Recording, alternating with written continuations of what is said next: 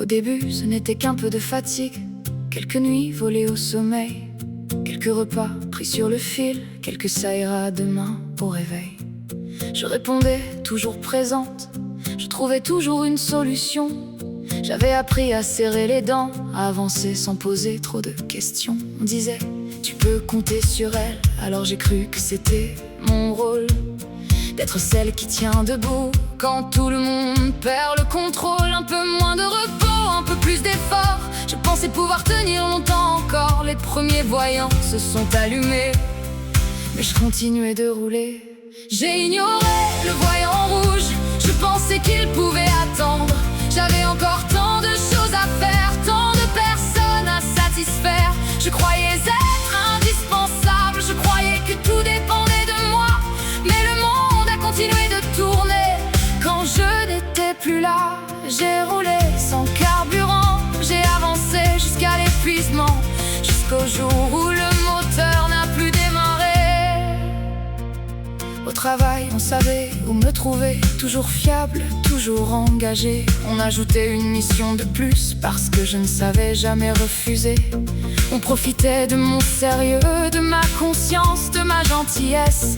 Je voulais tellement bien faire que j'ai oublié mes propres limites. Toujours plus vite, toujours plus haut, toujours répondre aux attentes. J'avais transformé mes qualités en chaînes invisibles et pesantes. Mais il n'y avait pas que le travail, il y avait tout ce qu'il fallait porter.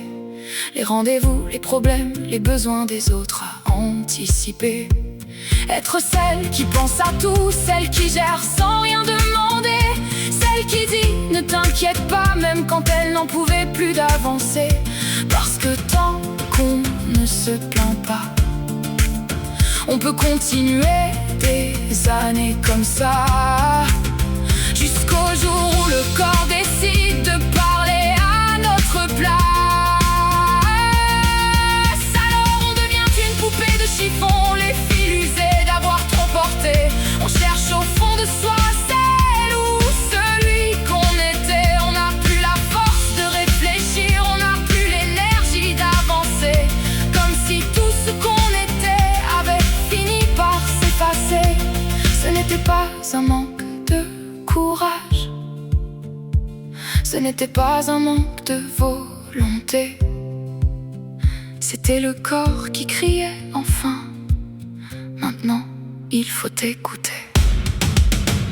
J'avais ignoré le voyant rouge, mais il essayait de me sauver. Il ne voulait pas m'arrêter, il voulait me protéger. J'ai appris qu'on pouvait ralentir, qu'on pouvait demander de l'aide, que poser ses limites n'était pas un échec. J'ai alors remis du carburant, j'ai repris doucement le chemin et fini par éteindre le voyant.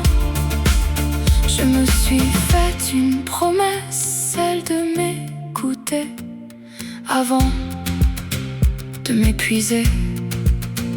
Et toi, dis-moi, est-ce que ton voyant rouge s'est allumé?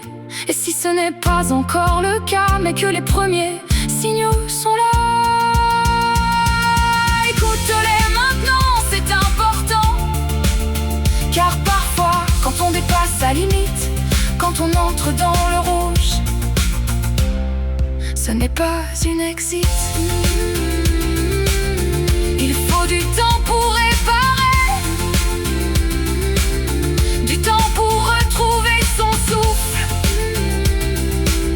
La patience sera ton allié pour réapprendre doucement à avancer. Et n'oublie jamais, tu n'es pas né pour tenir. Tu es là d'abord pour ressentir, pour aimer, pour avoir le plaisir d'exister.